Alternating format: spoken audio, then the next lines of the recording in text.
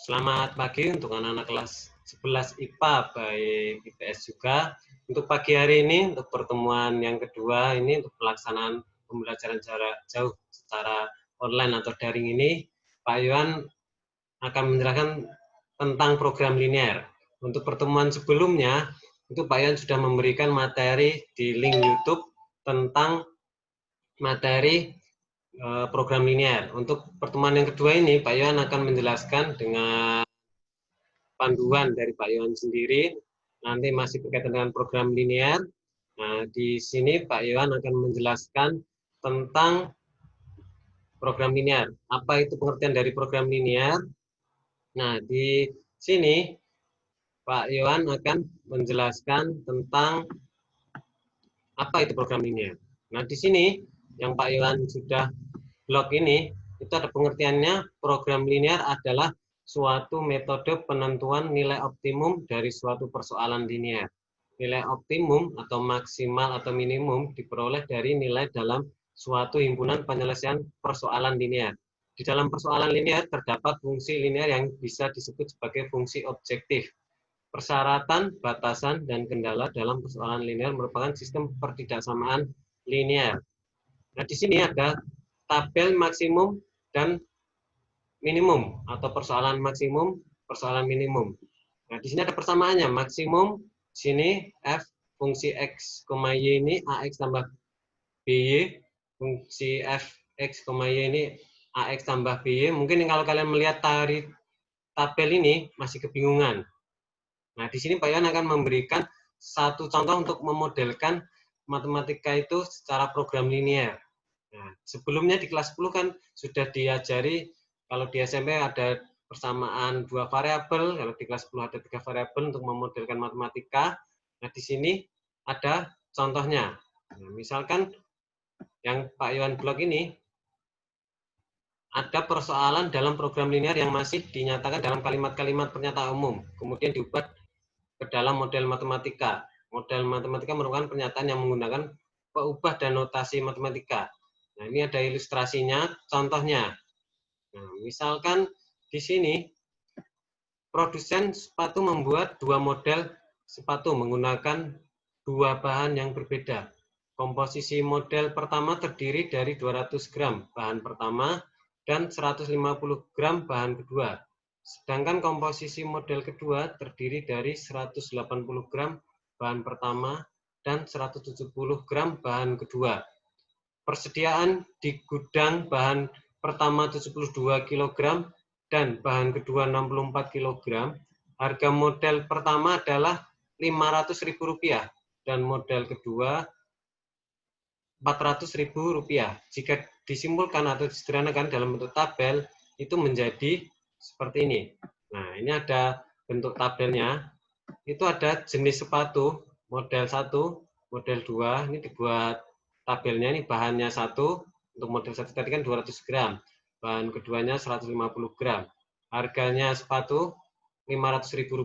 Ini ada model keduanya, bahan satunya 180 gram, bahan keduanya 170 gram, harga sepatunya Rp400.000. Ini misalkan jumlah sepatu untuk model 1X, model keduanya adalah Y. Nah, ini kan ketersediaannya ini ada 72.000 gram, bahan keduanya 64.000 gram. Jadi tabel ini menentukan.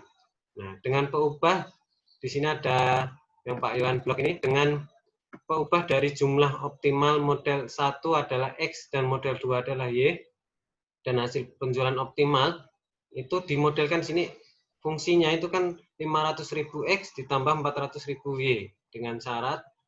Nah, ini adalah syarat-syaratnya. Kenapa kok di sini ada tandanya kurang dari sama dengan 72.000?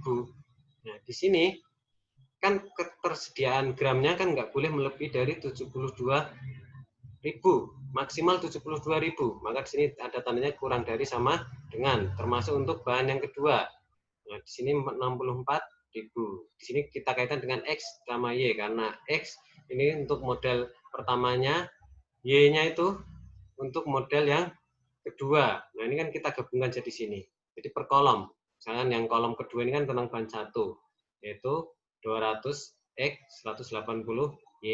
Untuk bahan yang kedua, itu ada di ini yang Pak Iwan blok ini menjadi 150X dan 170Y kurang dari sama dengan 64.000. Ini adalah cara memodelkan matematika untuk mendapatkan jumlah penjualan yang maksimum adalah seperti ini. Ini kan dari kaitannya yang di atasnya tadi. Nah, ini yang maksimumnya. Kalau ditulis secara matematika, itu sudah akan mendapatkan seperti yang Pak Iwan blok seperti ini. Syaratnya.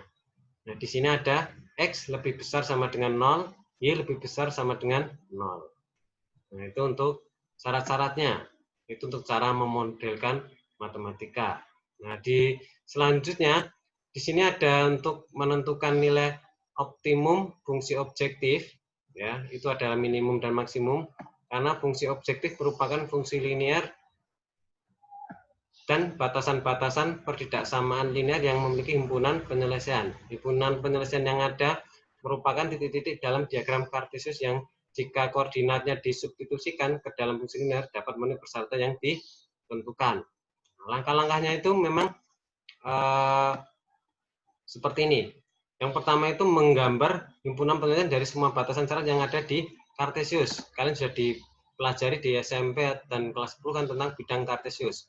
Baru yang berikutnya itu menentukan titik-titik ekstrim yang merupakan perpotongan garis batasan dengan garis batasan yang lainnya. Titik-titik ekstrim tersebut merupakan himpunan penyelesaian dari batasannya dan memiliki kemungkinan besar membuat fungsi menjadi optimum.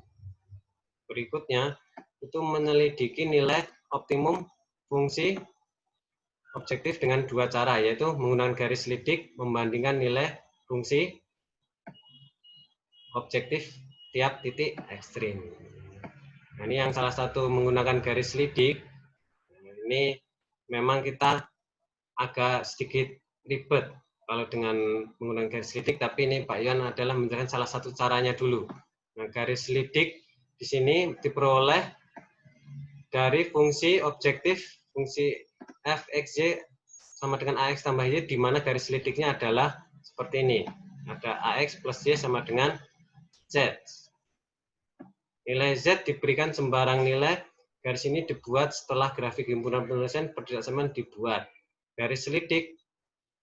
Nah, ini ada awal dibuat di area himpunan penyelesaian awal. Kemudian dibuat garis-garis yang sejajar dengan garis selidik awal. Berikut pedoman untuk mempermudah penyelidikan nilai fungsi optimum. Ini ada ketentuannya. Jika ini kalau kalian untuk memandangkan jika maksimum maka dibuat garis yang sejajar garis selidik awal sehingga membuat himpunan penyelesaian berada di kiri garis tersebut. Titik yang dilalui garis tersebut adalah titik maksimum.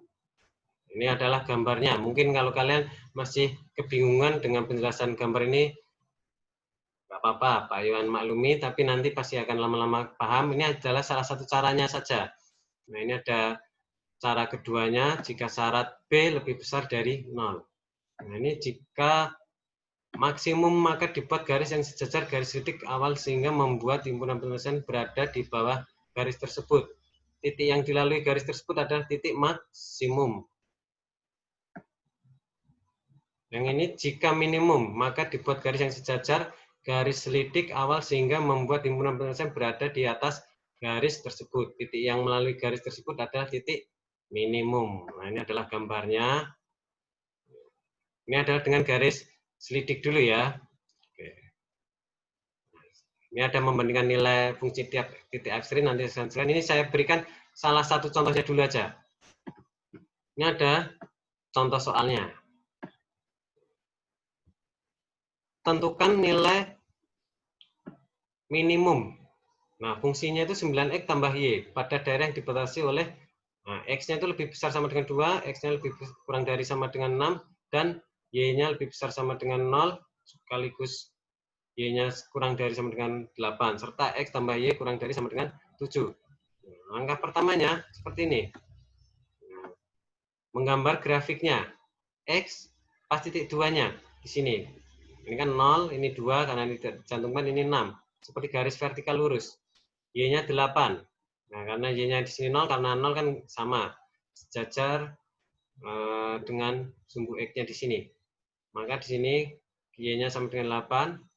Kita lihat ini X tambahkan Y sama dengan 7. Kok bisa garis miringnya seperti ini? Kita potongkan. Kalau X-nya 0, maka Y-nya tuh 7. Maka 0,7. Ini 7. Kalau Y-nya 0, maka X-nya tuh 7. Maka ini menjadi 0,7. Kita gariskan seperti ini. Kita lihat di sini.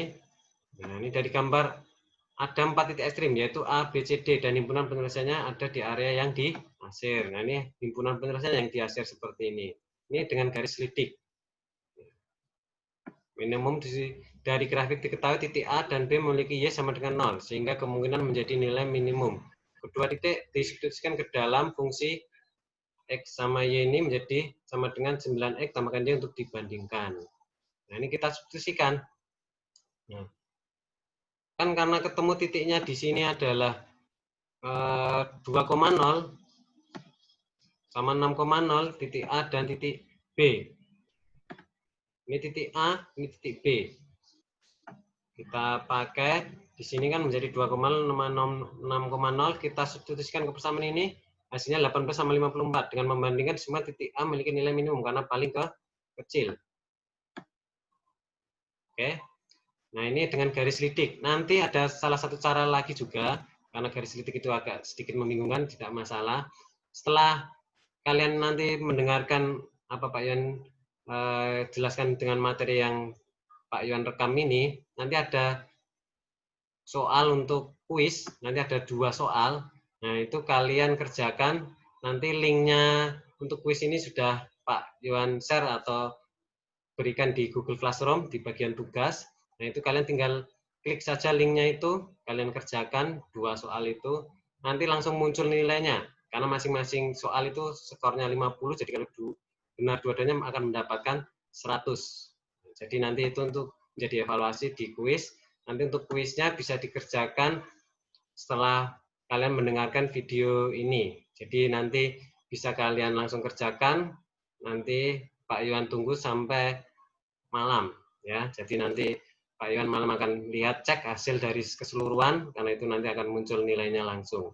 Demikian untuk materi hari ini, sementara sampai garis selidik dulu. Untuk besok ada cara lain lagi untuk mencari himpunan penyelesaiannya. Ini tadi kan tentang memodelkan matematika dan mencari nilai maksimum dan minimum dengan garis lidik. Selamat pagi, sampai ketemu untuk pertemuan berikutnya. Nanti jangan lupa untuk mengerjakan kuis dari lewat link yang ada di Google Classroom. Selamat pagi, sehat selalu semua.